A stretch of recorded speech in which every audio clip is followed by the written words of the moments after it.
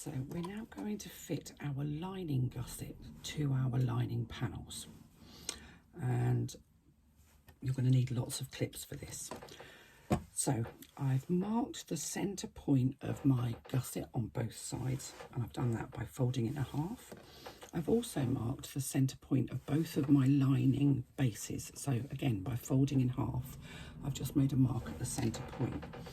And what we need to do is match that centre point with the centre point on our lining panel. So I've got my lining panels open, my zipper placket sitting in between, but we're not taking any notice of the zipper placket at the moment. We're just looking at the lining, and I'm going to match up the centre marks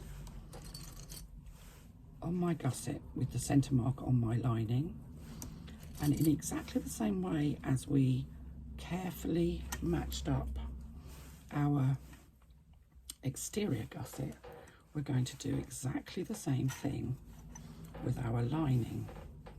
As we get to these curves, another stray thread. As we get to these curves, we're going to carefully match up the raw edges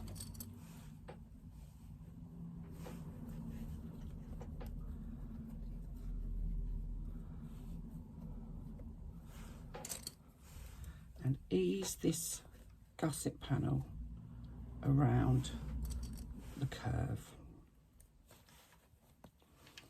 Try not to get creases in it like I just did. Pull the gusset fabric out of the way.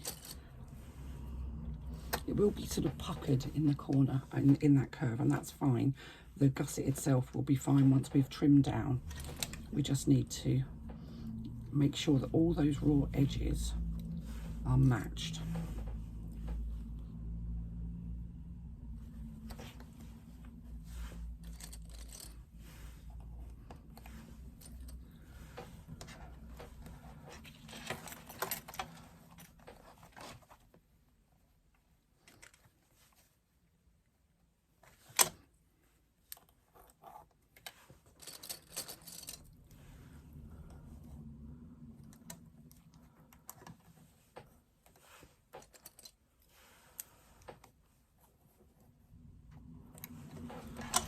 I'm going to do exactly the same on the other side, around the second curve.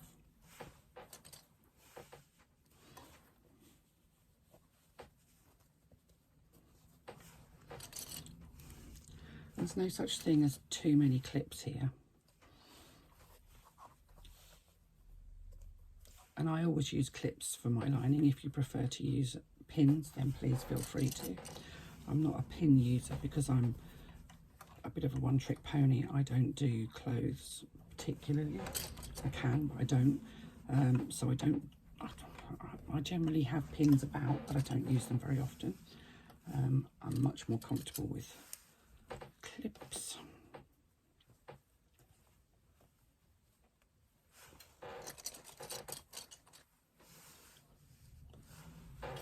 Oh, it looks like I've got the postman coming to the door, so I may have to pause the video and come back. Okay, wasn't anything exciting for me, sadly. There you go. Right, so now I've clipped my gusset in place, and it's always worth just checking to make sure that it's coming to exactly the same position on both sides before you start, to make sure that you've actually, and then thread your needle, because I've just pulled my thread out of my needle, to make sure things are nice and even.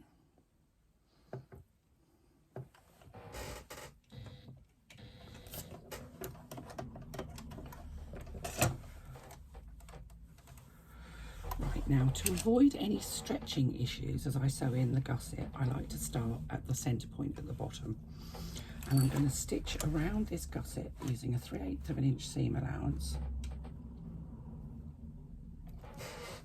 and I'm going to start at the centre at the bottom. So I'm just going to do back stitch to secure my threads,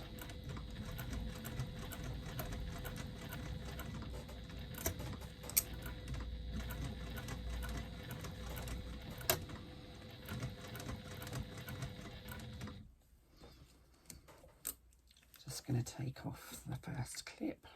Make sure that my gusset is nice and smooth and I haven't got any puckers as I come round that curve, and that my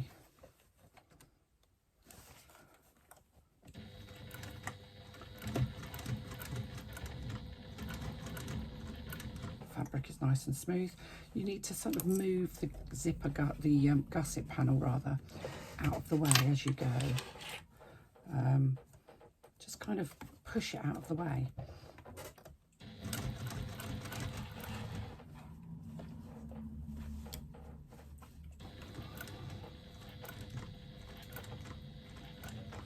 Take it slowly.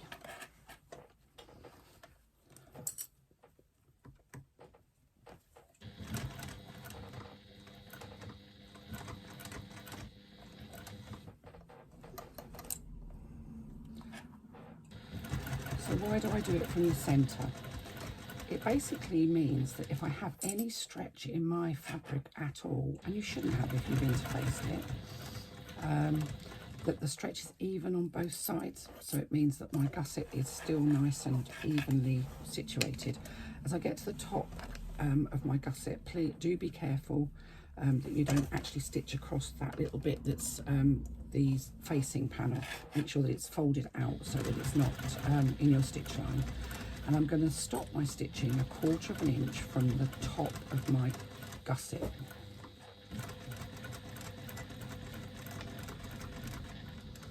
And a couple of back stitches there just to secure my threads. And then I'm going to do don't worry about that all curling up. That will do that because you're basically trying to get straight fabric to go around a curve. We'll sort that out in a moment. On the other side, I'm going to start from the centre again.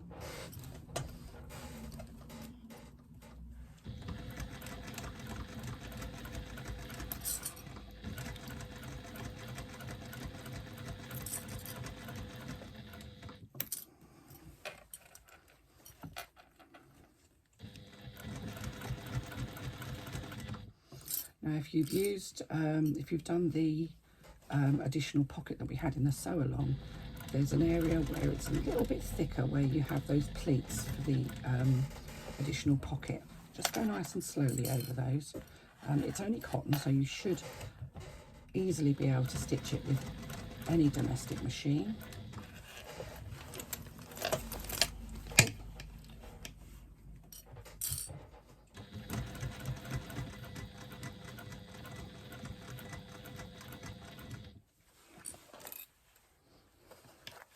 Again, coming all the way up to the top of the gusset, and you're going to stop stitching 1/4 of an inch before the end of the gusset. Now, because my gusset's underneath, I'm just going to actually use a pin, even though I've just said I don't use pins, to mark 1/4 of an inch, just so that I don't stitch too far, because my gusset's actually underneath, so I can't see it.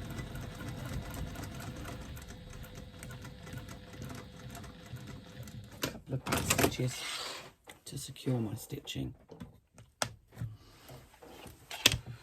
I'm just going to double check that everything is sitting nicely inside there. Everything looks hunky-dory. Right, now we did nice little triangles in our exterior panels. In this part, we're just going to make small cuts into the seam allowance, being careful that we don't go into our stitching, and this will help the curves to sit nicely. And I'm just doing that around those curved parts. You don't need to do it for the rest.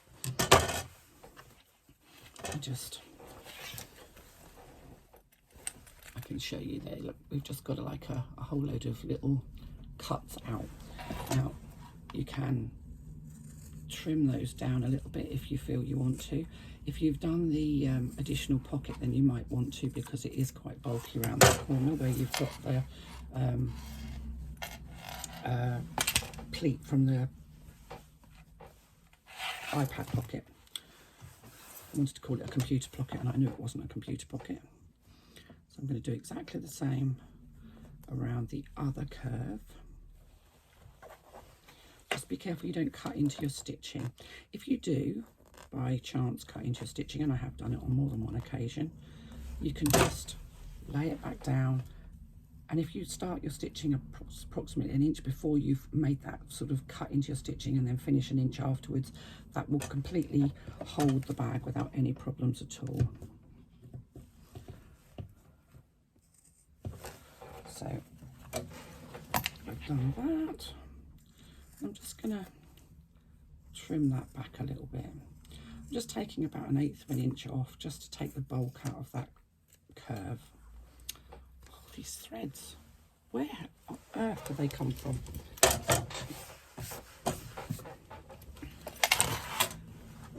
Once I've done that, I'm going to press open the side seams. Now, you can use a tailor's ham, you can use a tea towel rolled up or something like that. Whichever suits you. You can actually just do it on an ironing board. It's just a bit easier if you've got something that's shaped to be able to do it. Just be really careful that you don't touch your iron on your faux leather parts, because faux leather and irons just do not get on well together.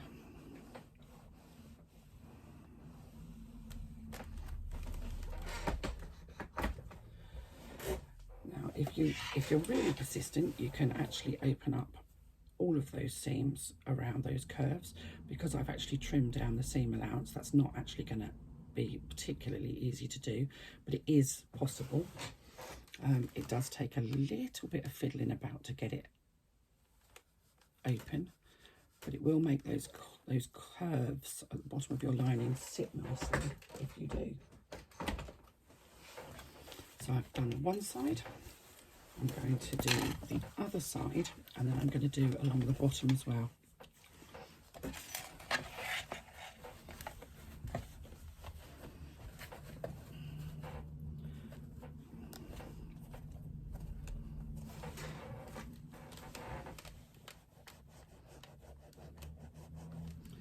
This is where one of those little tiny irons comes in quite handy. I've got one, but it doesn't get very warm, so I'm not convinced by it. I think I probably need to buy a better quality one.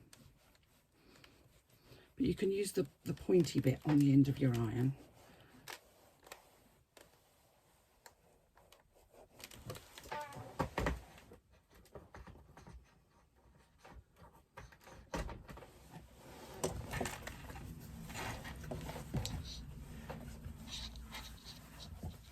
Let's try a different ham inside there to do these bits, I think.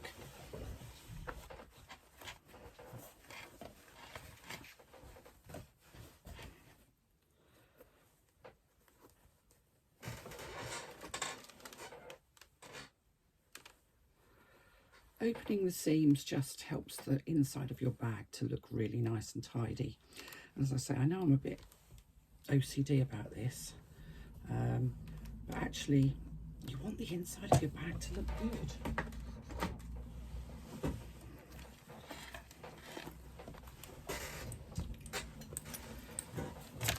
So I've now pressed all those seams and everything's looking really cool. So all I'm going to do now is I'm going to take the other side.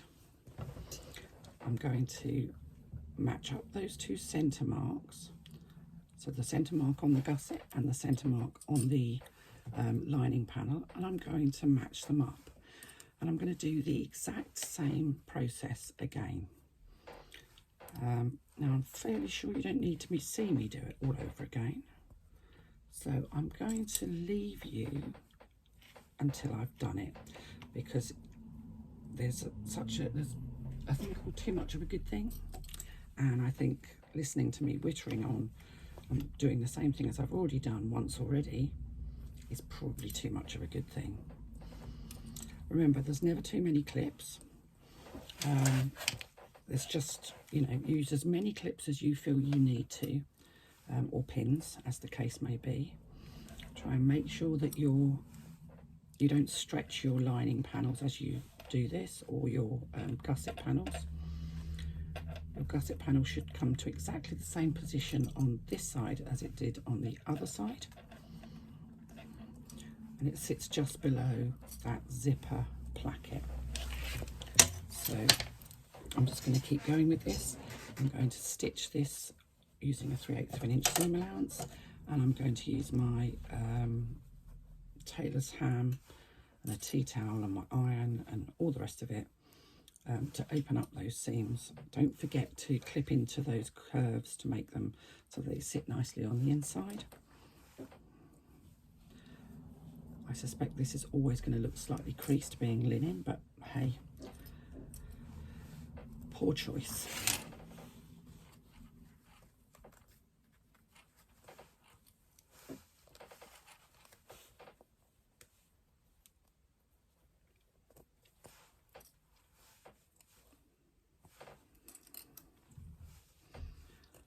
So I'm just going to finish doing my clipping, and I'm going to stitch all the way around using my 3/8 of an inch seam allowance.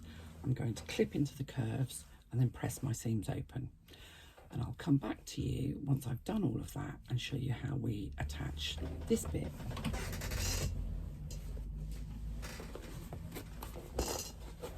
to our exterior, and then we'll look at making our straps.